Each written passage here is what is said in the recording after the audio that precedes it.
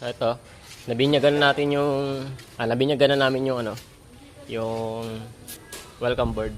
So doon siya ilalagay, doon sa entrance. Mamaya papakita ko sa inyo kung saan siya ilalagay banda. Tinry kasi namin kung gumagana yung ilaw, so good siya. Ayan, thank you pala sa cupcake ni Mau. Yan, binigyan kami kanina. Ayan, sobrang sarap.